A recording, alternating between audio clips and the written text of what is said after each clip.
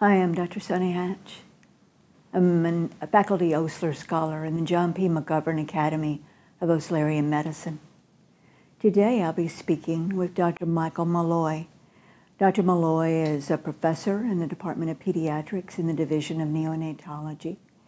He's a John P. McGovern Chair in Oslerian Education, as well as the Assistant Dean for Osler Student Societies.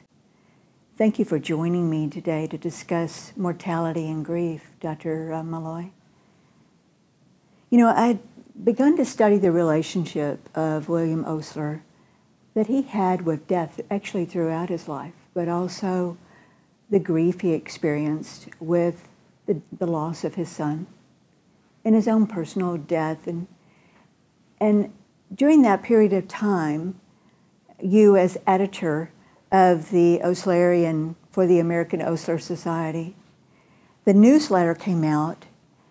The lead article was about Osler's death, and it was interesting in that this particular article commemorates his death versus his life. But also embedded in this newsletter that you published, there was an opinion piece. And you know, this opinion piece really resonated with me. You entitle it, Osler's Death, My Father's Death, My Cat's Death, and Life. Yes, that was a period of time where I had had several losses in my life. My stepfather and my cat in particular.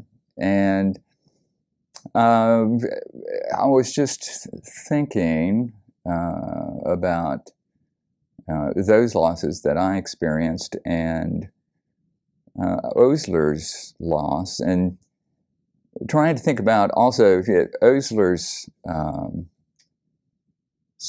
his expression of grief through his life and his sense of the mortal and immortal, which he wrote about a great deal.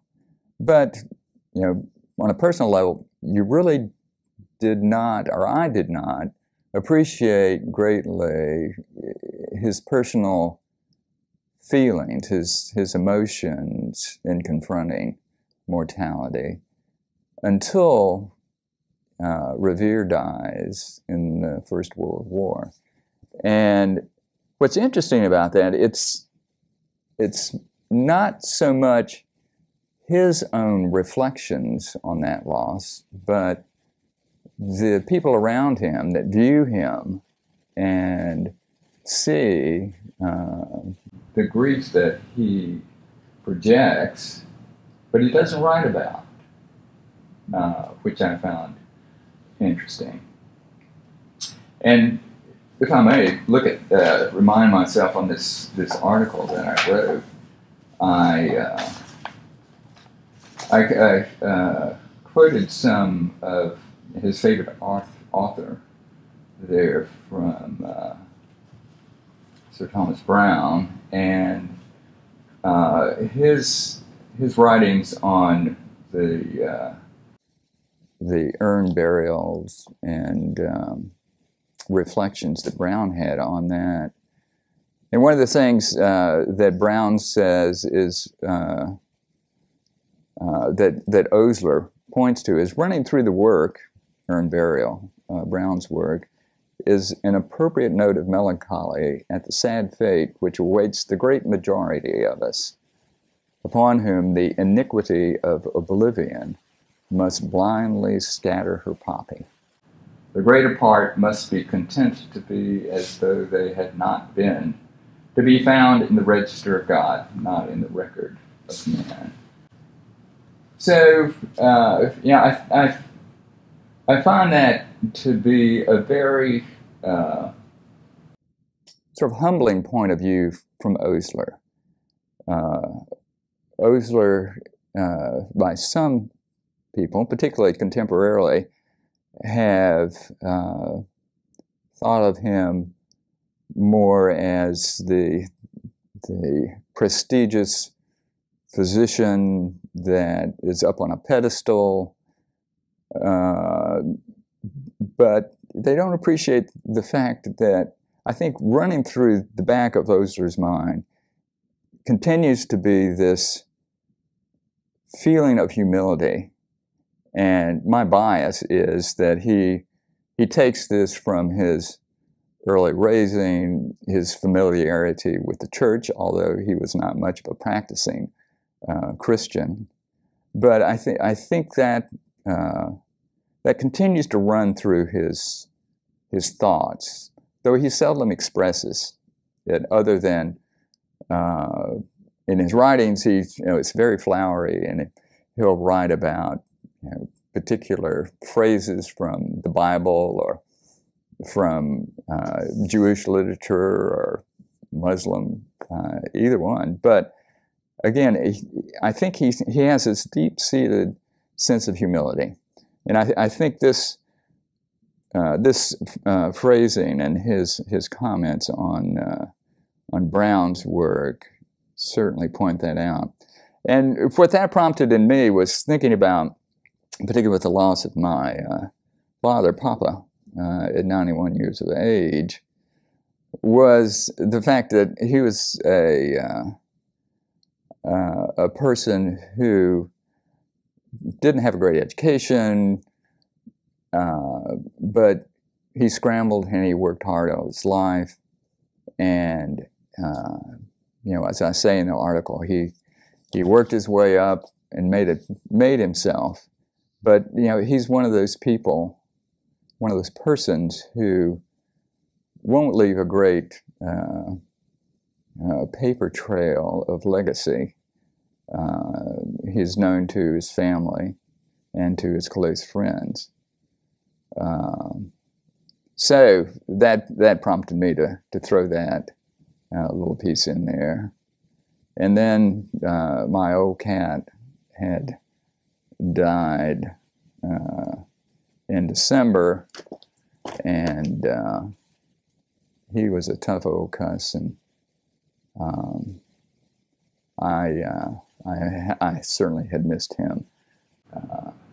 And then I know, at the end, that Fuzzy, the old cat, his ashes now sit on our bookcase in a handsome mahogany box with his name emblazoned on a bronze plate. And I conclude that such are our endings. We come from stardust and return to it after that brief interlude we call life. I wish I could say that's my own thoughts, but I'm sure I have picked some parts of that up in literature from the past, which is one of the things that I have become so aware of as time goes by, and that is the emotions, our thoughts about death and grief are so long-lived through history, and we are hardly the first people to have thought about this. And I find great inspiration from the ancients, and even through early modern history, early 20th century philosophy and literature, and commenting on death. So this is my opportunity for that particular article was to think about Osler's death a bit more, and my own loss during that period. As physicians, we're often placed in the position of counseling people to prepare for their death, and so that they can make the best decisions for the time that they have remaining. And we all realize, but perhaps do not prepare for the inevitability of death, including contemplating our own death. Proust, in Search of Lost Time, says, "The pleasures of life can only be measured and appreciated when compared to one's own personal suffering." By the time of this publication, though, we know by the timeline that your father had passed away at the end of November, the beloved cat, by middle of December. But yet, by the end of December, you were going to find out that your precious wife, Carol, was very ill. I was wondering if you could tell us Carol's story and about yours and hers journey through medical health care. It was a whirlwind experience. Carol, and both Carol and I had experienced relatively a trouble-free life for 44 years, and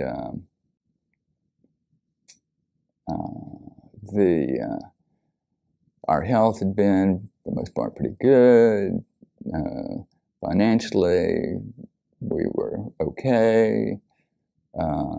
We'd had great experiences, and my father's death was sort of the first major loss that we had experienced as a family, of close, real close contact. Carol's mother and father had died a year after.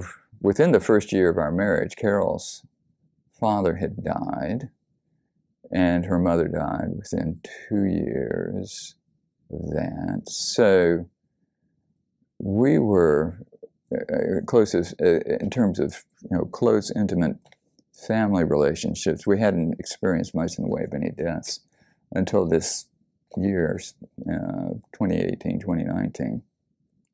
At any rate, she began experiencing some pain, strange pains, and she 2 years prior had on a CT scan, the reason for which we got it, I can't remember. It may have been something that had been picked up on a mammogram that she had. She had a couple of spots in her right lung, and maybe it was there that was noted 2 years prior. And so she actually had surgery, and they turned out to be granulomas. But that put her on schedule to have CT scans on an annual basis. And so that January, as she began experiencing some strange muscular bone type pains in December, we were on schedule to have a routine CT scan. So she gets her CT scan, and voila, she's got this mass in her lung. And so that prompted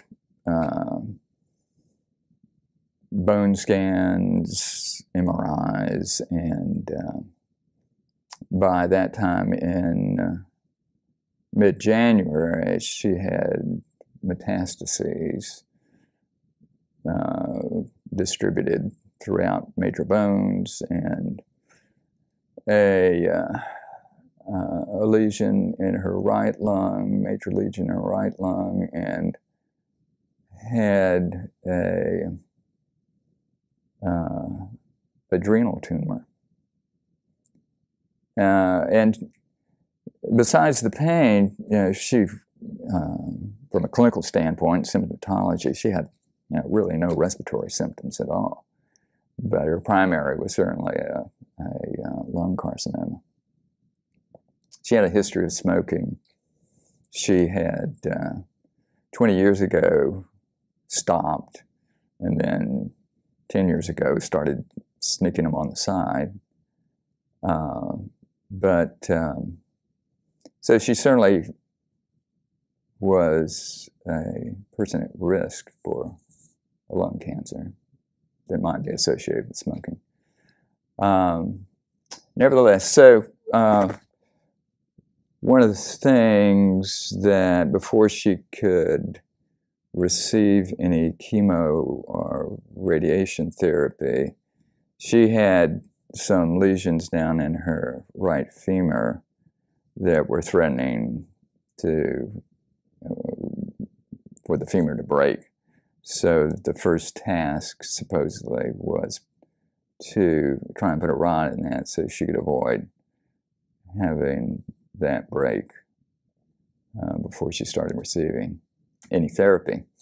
So that was in early February, about February 3rd, 4th or so. We went in, had the rod put in, and that just knocked her for a loop. She had certainly pain associated with that. It impeded her ability to be very mobile, and she spent a good 2 or 3 weeks after she got out of the hospital for the immediate surgery in rehab, in a rehab facility. And then she began some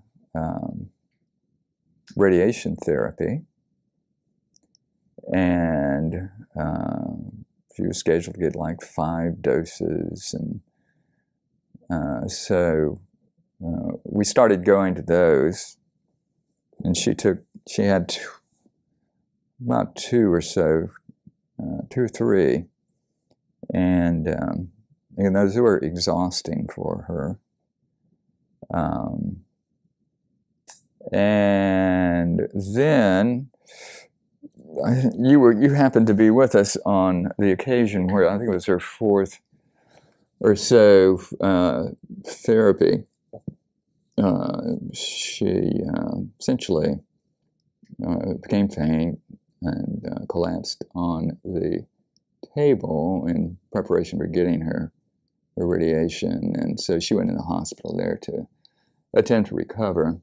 We got through that, got out of the hospital, went back home, and then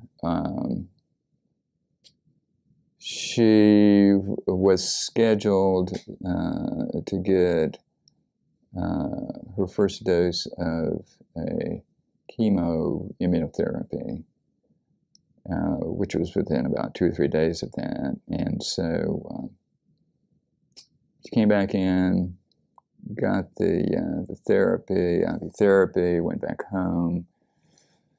And about 24, 48 hours later, I had to take her back to the emergency room.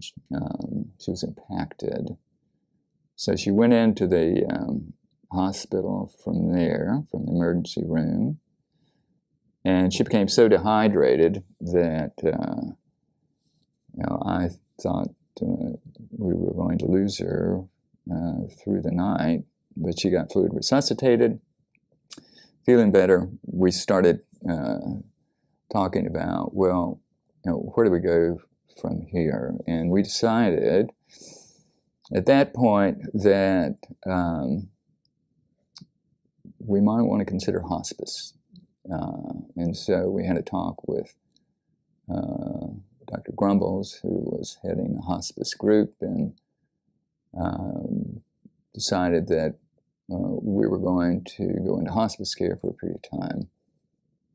And if she improved, got to the point where she could take another dose of chemo, immunotherapy, wonderful. So we could come out of hospice and go back in to therapy. So at that point, we went home. The hospice people met us there, and fortunately, her sister and her husband from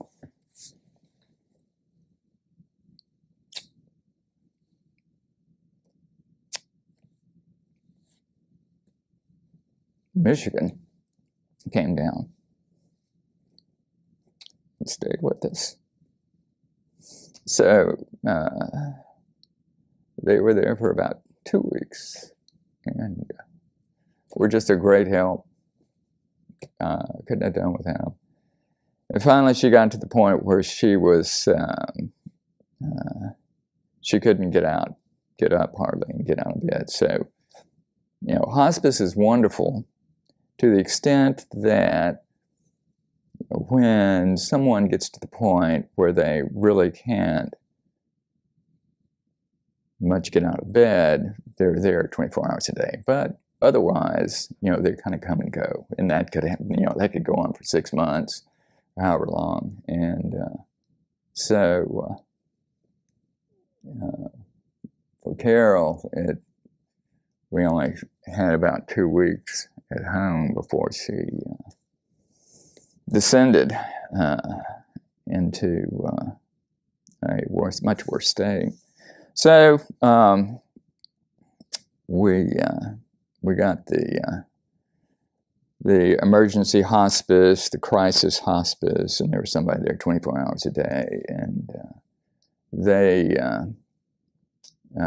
took over managing all of her medications, which is wonderful from the standpoint of a layperson or even a physician that has to do care for somebody. That is a burden, just to try and keep the medications going and timing everything. And so my advice to those of us who minister to those people who are dying is understand the burden that the home family is under in attempting to care for somebody. It is not an easy task, even for somebody who has medical skills. So finally, that burden was relieved. Hospice came in on Sunday, and she continued to spiral down, lost consciousness for the most part on Wednesday, and died on Thursday. And we were fortunate to have a very strong church community to support us. Our rector was there with us, her sister and husband, and the cat. And we said goodbye. Kubler-Ross describes 5 different stages of grief. That of denial, anger, bargaining, guilt, depression. Did you find yourself moving in and out of those stages? You know, those are so artificial. They seem so artificial. They hardly encompass the general milieu that I think somebody experiences. It is a way to attempt to categorize the process, but it is that. It is an artificial categorization of the process of grief.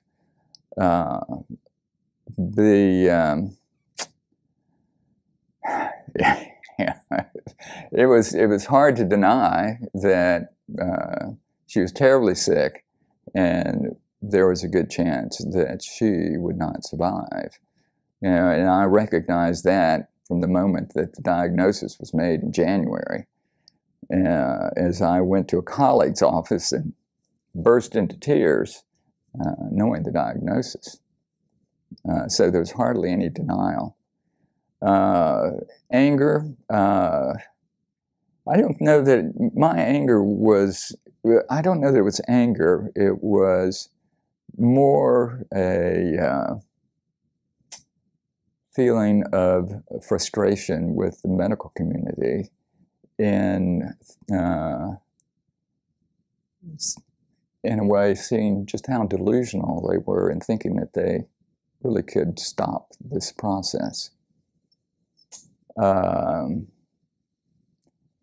know, and in terms of bargaining, what I attempted to do was not bargain with any sort of alternate reality, but was to much more not attempt to predict the future. You know, I couldn't do anything about it. I couldn't say she's going to die tomorrow. I couldn't say she'll live for another month.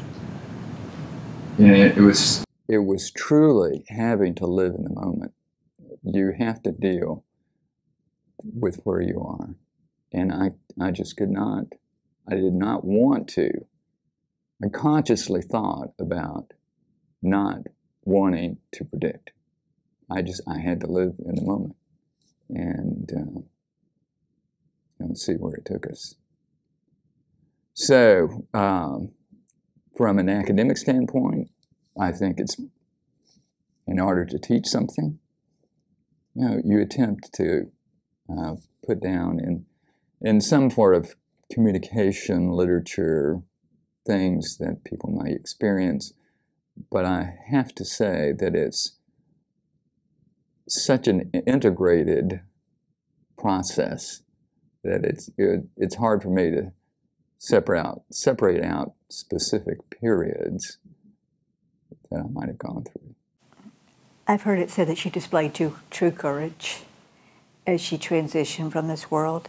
Theodore Roosevelt has said that courage is not the strength to go on, it's going on when you don't have the strength.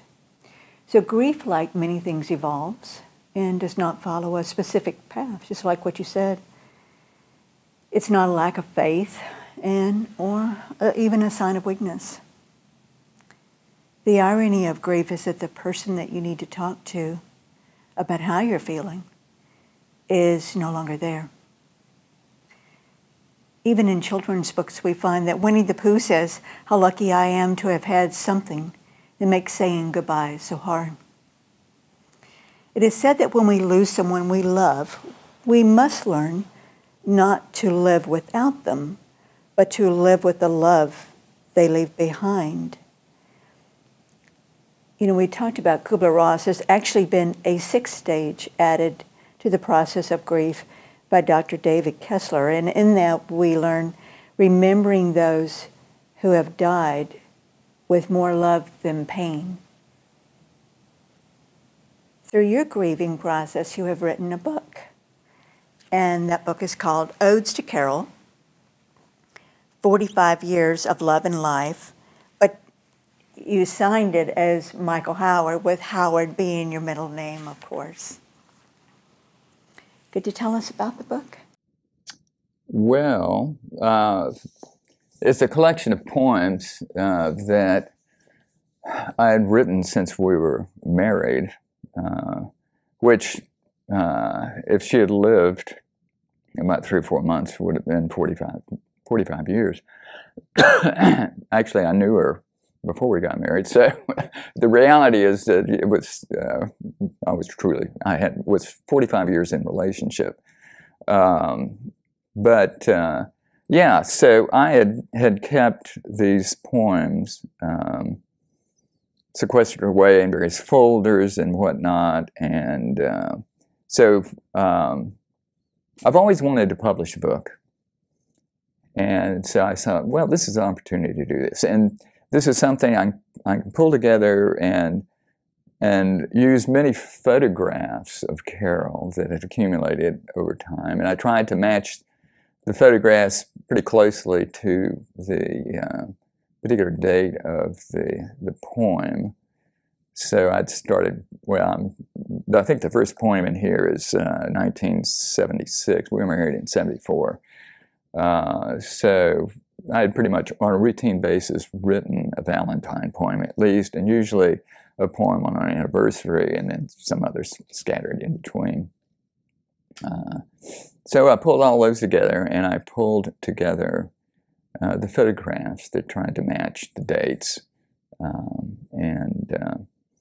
then went through the experience of formatting the book to the printer's specifications, and my goal was to print about 50 of them and distribute the books to family and friends, and that's what I've done. I think I've got about 3 or 4 books left, and so I've gotten them out there. I've gotten responses back from pretty much everybody, and they really appreciate it. So some of the poems are kind of goofy and funny and lewd, but the last couple of poems are written, at the time of her death, and a year later or so, and so I included those. But I think for me, I had, and her nephew wrote me or texted me back, that the pictures were just wonderful, and how iconic this first picture was here. And then this is one of her quilts. But yeah, it was a labor of love. You shared with me that when you marry, the chances are that one of you will die before the other, but we don't really consciously think about that or prepare ourselves for that. You actually had a chance meeting for your wife, didn't you? Tell me about that. Well, it was, I was in Norfolk, Virginia. I was doing my internship. It was a rotating internship at, it was the first year of East Virginia Medical College in Norfolk, at Norfolk General Hospital. And I lived in an old house in Ghent. It's a old historic section of Norfolk, not too far from the hospital.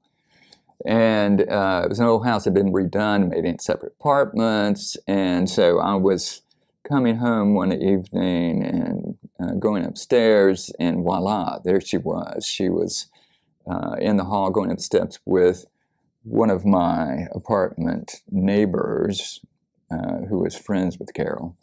And saw her in the hall, and voila, love at first sight. So fortunately, she lived about 5 or 6 houses down from me. So the relationship evolved pretty quickly. Tell me about the cereal story. Well, I met Carol in December, right around Christmas, a little before Christmas. I think we had our first date sometime around Christmas, out to get a pizza. And so we started dating, and by March we were living in sin. She moved into my apartment because my apartment was nicer than hers. And so, I was finishing my internship in June. And so we had discussed, well, are you interested in getting married? No. So we were not committed to any concept of marriage. And so the last night I had, that I was in Norfolk before I came back to Galveston to start my residency in pediatrics, I had moved everything out of the house, packed my little trailer that I was going to pull back with me to Galveston. So I stayed at her house, and so I left her that morning at about 6 o'clock, standing in her blue negligee as I said goodbye, and didn't know whether I'd ever see her again, and went off to Galveston. Started my pediatric residency, was living in a little garage apartment over on about 9th and Ball, I think it was. And so I got up one morning, and I, going to get my bowl of Wheaties or something for breakfast, and I was just looking up at the box of Wheaties. I decided I missed her. So that night I called her up and asked her if she wanted to get married.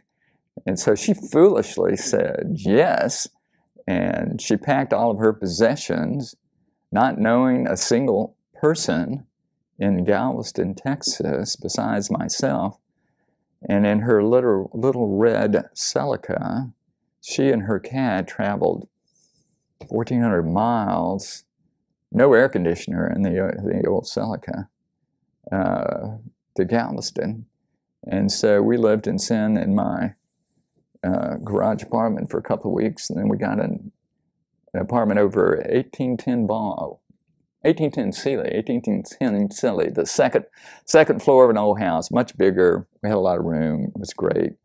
And so in the interim, she made her wedding dress, and then we had gone to Houston and met my parents, who were in Houston, and so my mother was helping her put together some bridesmaids' dresses, and my sister and another friend and were her bridesmaids. My brothers were my best men, and so we got married in Houston at Church of the Epiphany on August 24th, 1974. So yeah, it was sort of a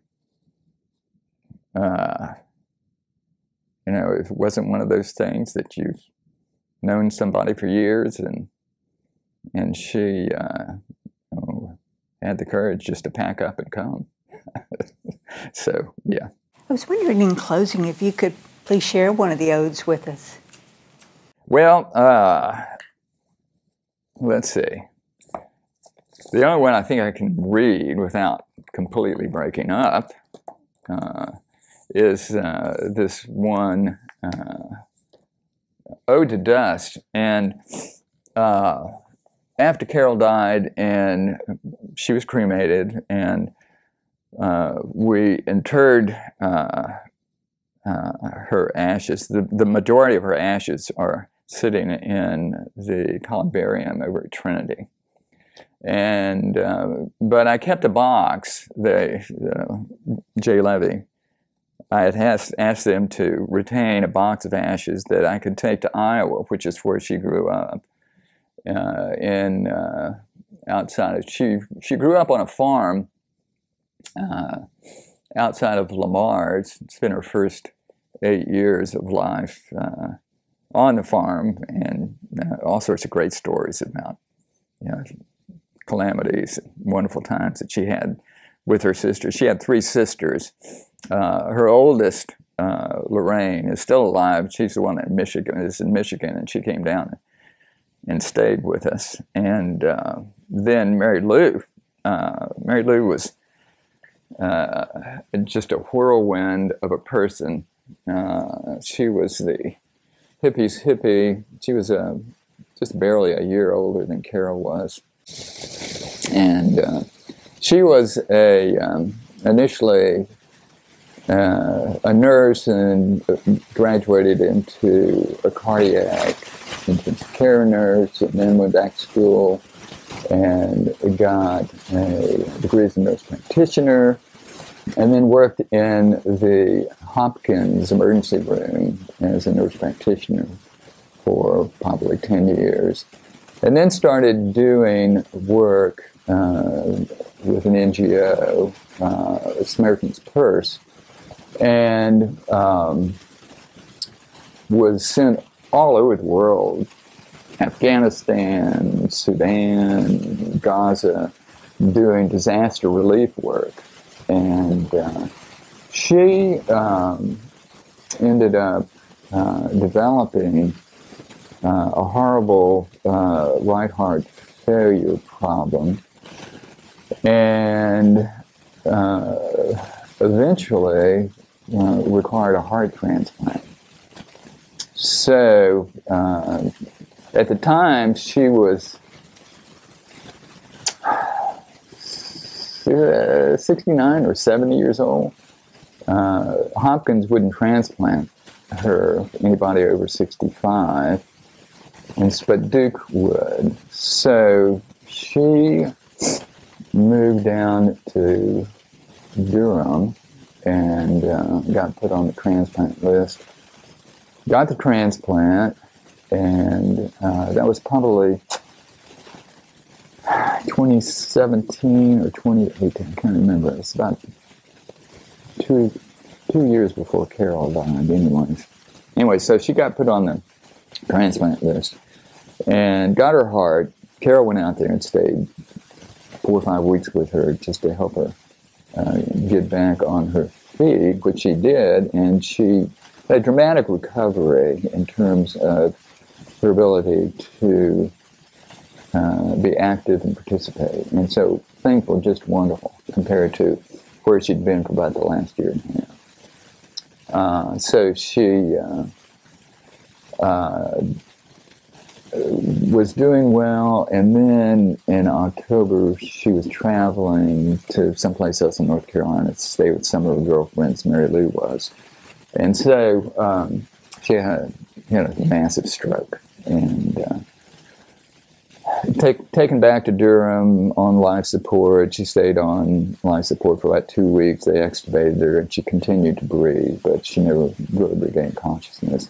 Went to a skilled nursing care facility and stayed there for about 6 weeks. Her family developed pneumonia, and Carol and Mary Lou's daughter arrived on the scene, and they said, no more, we can't anymore, and allowed her to die. So Mary Lou died. But anyway, so and the reason I preface this is because Mary Lou's died. Her ashes are interred in this little churchyard out in the middle of rolling plains in Iowa. I don't know if you've ever been to Iowa, but it's just where out in the far northwest corner, it is just this beautiful area of rolling cornfields and soybeans. And this church is just in the middle of a cornfield and soybean field out there.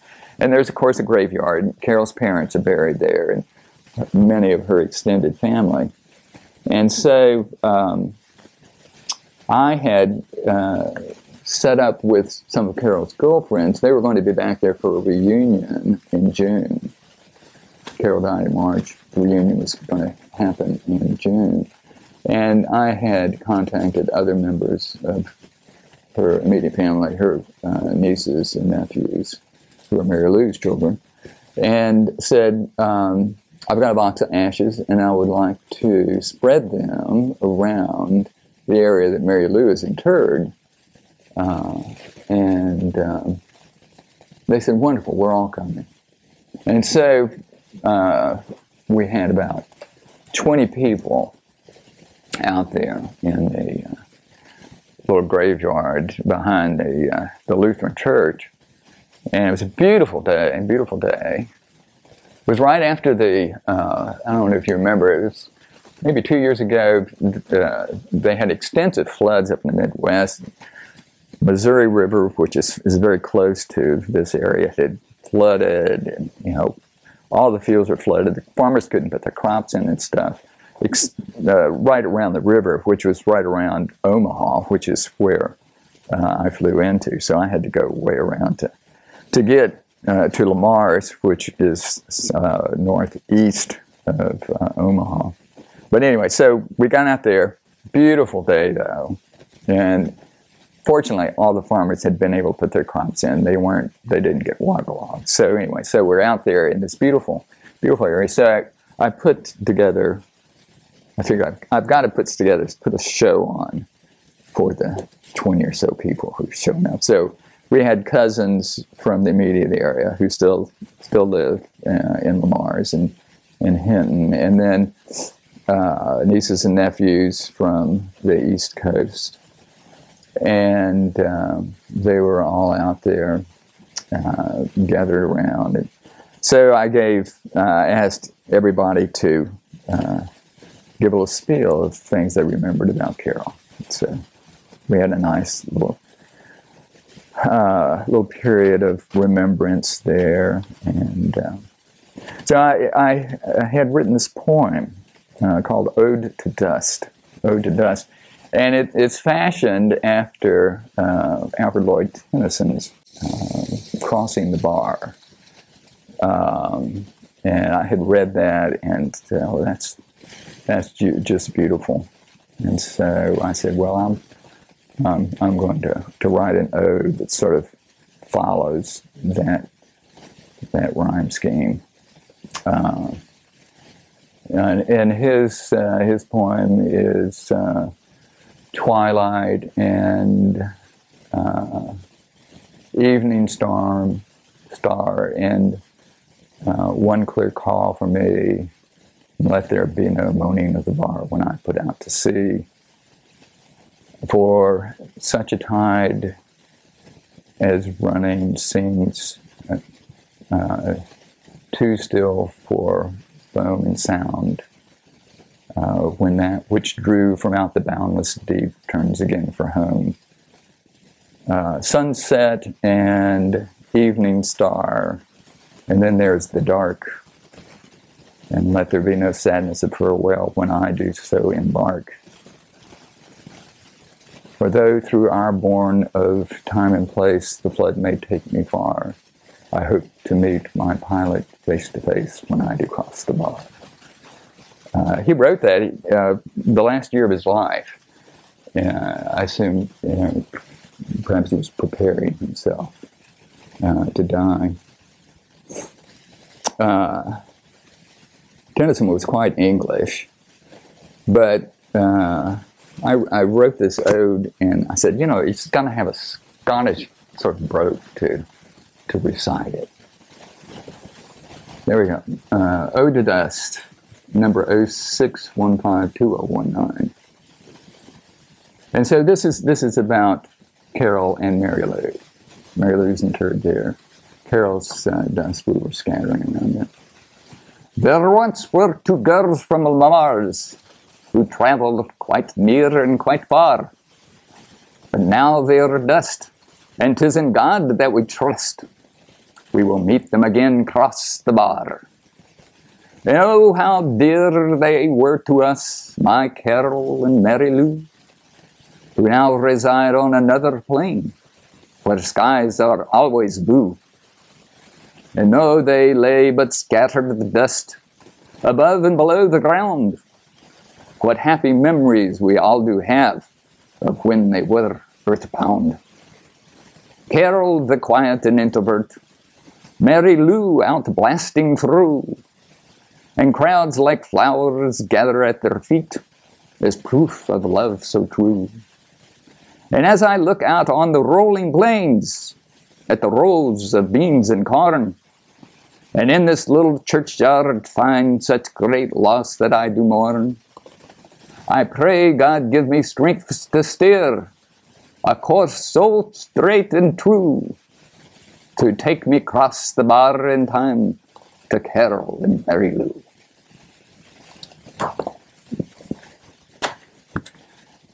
So, there we are. UTMB Health, working together to work wonders.